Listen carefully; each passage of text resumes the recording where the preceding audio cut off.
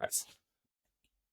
Yo, what's up, my peeps? We are back with another episode of the Live, Love, Live podcast. I'm your host, Mark McDuffie, joined by the one and the only Sean. What's up, Sean? How you doing, man? Good to see you again. Good to see you as In well. person. That's what I'm saying, man. We're used to the screens, the 2020 Zoom time. Now, Interpersonal communication training. oh, there we go. The energy of space is crazy right now. But no, my peeps, for today, we wanted to get into, and I got this. Me and Sean have both been in the industry for a long time now, and with being in the industry for a long time, you notice the cycle of the same bullshit industry trends over and over and over, right? So I'm scrolling on Instagram and I see this person talking about, oh, do these 4 exercises for the best abs. Yeah. And so today what we're gonna do is have a little fun and kind of go into some of the fitness lies that we believed for a while and share those with you all so you don't run into those same traps, right? So I guess we can kind of start with the one that I saw the video on. And it's really this whole idea. We have a lot of our members, and a lot of our members, they have very busy lives, they're juggling a lot. So them getting on YouTube or going deep into the literature and fitness, it's not really, they don't have time for that.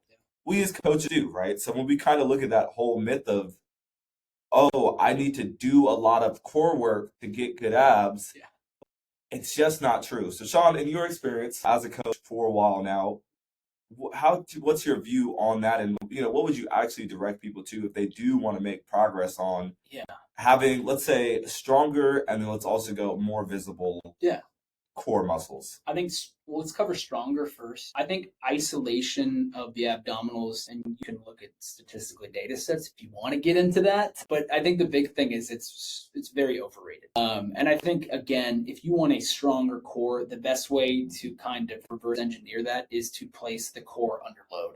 Yeah. And so you see a lot of these people who are like, do 900 sets or whatever of, body weight abdominal crunches, and you'll definitely feel engagement in the abdominal wall, but is that really getting you more stability or, really training the core to be under load, which you are when you're walking in space and gravity? Probably not. Yeah.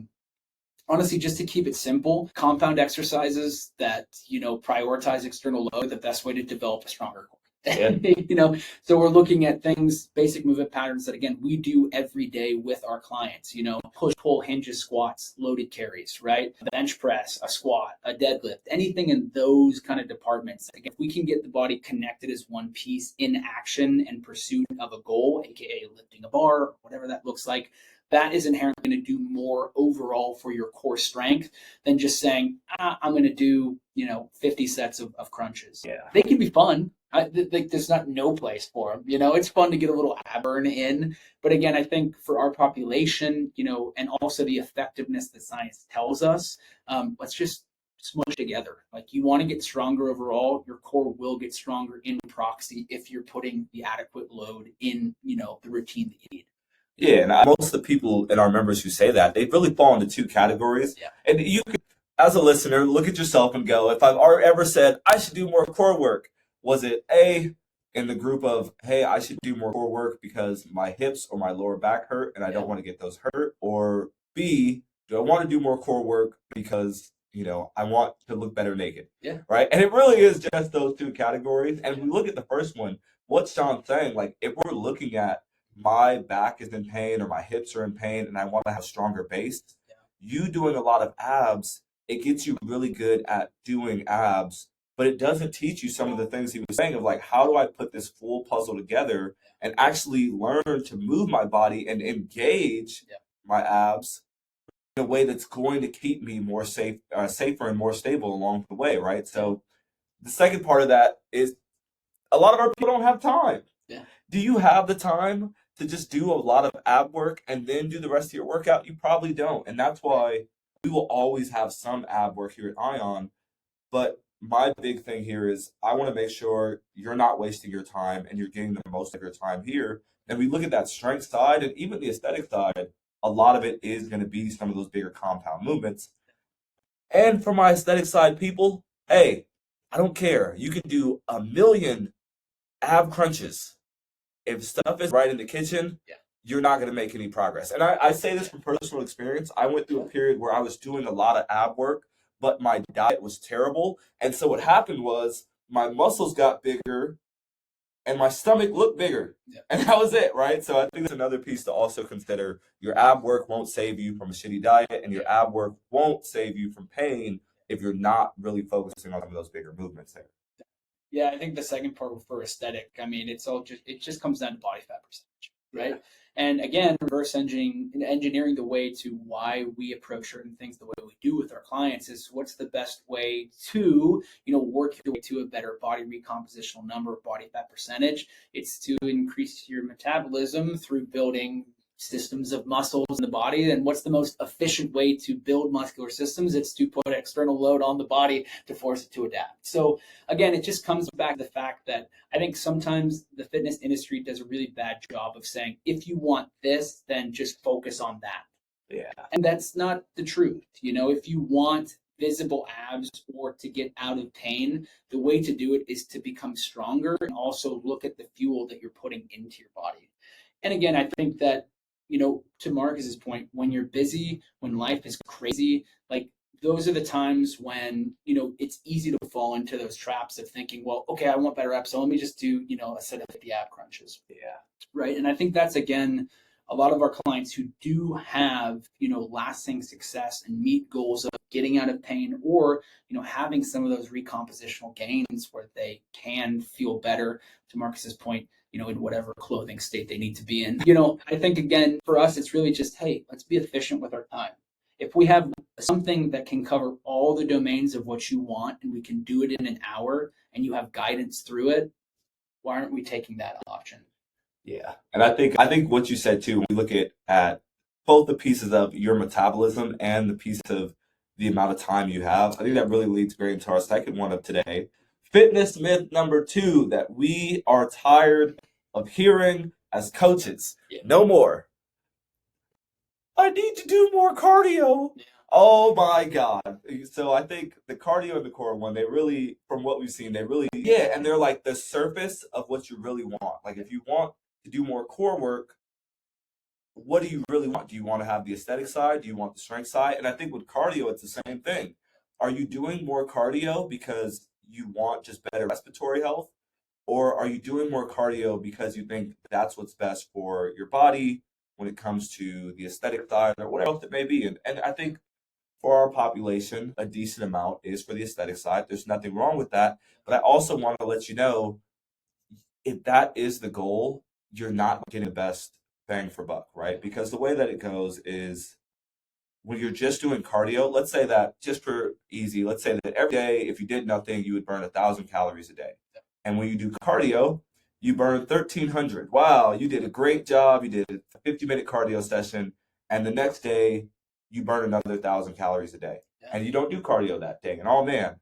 But what we're really trying to get a lot of people to do, and why we focus so much on the strength aspect here, because it really does, it handles all things. It handles joint strength, it handles respiratory health, and it handles the aesthetic side. So Sean, for you, when you run into those clients that are very into wanting to do more and more and more cardio, what do you kind of say to them, and what do you think a good way for them to look at that situation would be? That's a great question. I think the first thing that, I think of when somebody brings that issue to me is I have empathy because I went through the same thing.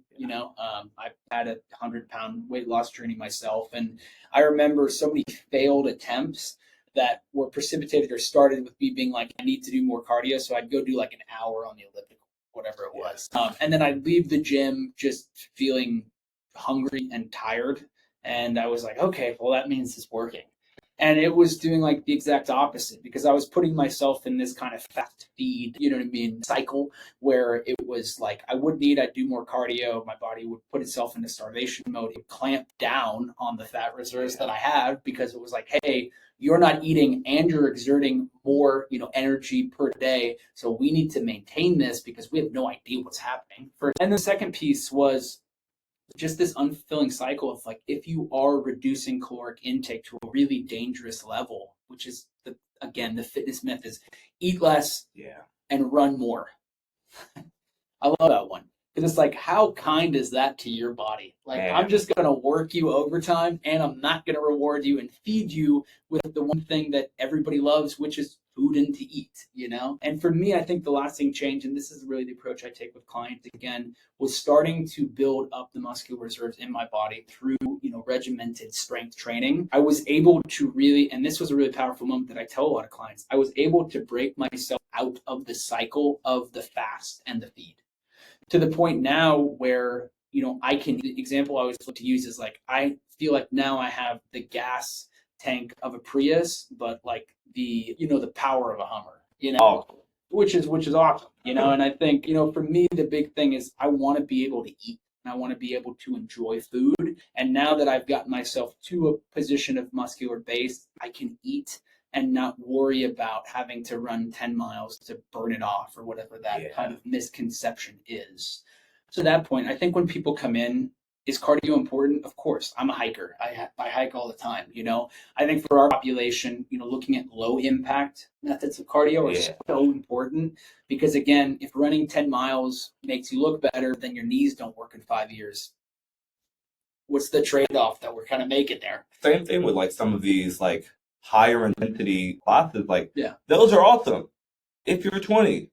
And I think, and it's actually been really refreshing. I think a lot of our members now, at least the ones that have seen really good progress, are starting to see, oh, like I was doing eat less, run more, and I was in this cycle. And now I'm doing lift more, so my metabolism goes up, and eat more protein. So that goes up as well. And I actually have, a lot of these people are finding like this strategy over here is a lot more fruitful in a lot less time than this over here of you just starving yourself and your body's getting beat up, right? And it's a lasting change, I think, too. Yeah. We look at systems of sustainability. One is non-sustainable and one is sustainable because you're not going to be 20 forever. And that's the big thing, I think, again, with our clients. It's like, yes, this may have worked really. Why is it not working anymore? And when you take the time to really look at, hey, I need to find and build and continue to be curious to find systems that work for me for the rest of my life, that's, again, what we're after. So, again, it's not to demonize anything necessarily. Like, there's places for running. I'm a hiker. I think it's an incredible thing to do. But you just need to be intelligent in how you balance it and how you use it as a tool and understand that if you just eat nothing and run a ton, like, you're not going to feel good about yourself. And you're doing more damage to your body in the long term than if you just take some of these slower and lower techniques. Yeah, and I think a really good point there too is, like I was saying before, like every time you do cardio, you're really not increasing your metabolism and there's a small increase. So you have to do that cardio every day if you're going to burn that extra 300 calories. Otherwise, you're at 1,000. Whereas if you build muscle, it might be a little bit slower, but you're at 1,000, then you're at 110, then you're at 1,200, then you're at 1,500 calories that you're burning, even on the days you do nothing. And I think that's a really big piece you want to get across. So to wrap all this up, the next time at Aion Training, you go, I want to do more core work, or, oh, I just need more cardio. We're going to smile, and we're going to say, I appreciate you for sharing that with me. I help you to get to your actual goals. And we might send you this podcast. So save this one, share it with a friend. John, any final points on there? No, I think just, understand everybody's been through this. I went through it. Marcus has been through it. And like, you're not stupid or anything like that for thinking these things. I think the industry purposely puts them out there. Exactly. But I think it just highlights the continued importance of finding a voice that you can trust, that you can bounce things off of, because you don't have a million years to read every peer-reviewed study. And I think that's a lot of our members come to us and they find success in their results just because they can ask in a non-threatening, non-judgmental way some of these questions and get actionable results and outcomes that aren't the thing that they've done for the last 20 years that aren't working anymore. Exactly. Yeah, I think that is such a good point too. And I do want to end with that. Yeah. A lot of the things that we cover on this podcast are because we have been through it. And honestly, it is sad for us as coaches to see someone else go through and struggle through the things that we have ourselves. So I really do appreciate you all for tapping in and for listening. And we do hope for the listeners out there that you take some of these things in. And like always, if you have questions, ask us during a session if you are a member. If not, feel free to always shoot us a message and we got you, because the goal is to help you on your journey and have it be an imperfect one. So Appreciate you all for listening in again. Like I said, if you are a member, I'll see your beautiful face very, very soon. If not, and you are looking for a space where you can take care of your body in a space that has other like-minded individuals and you're not going to get hurt, just click the little link down there in the bio and we'll hook you up with the free week here with us at Aion. All right.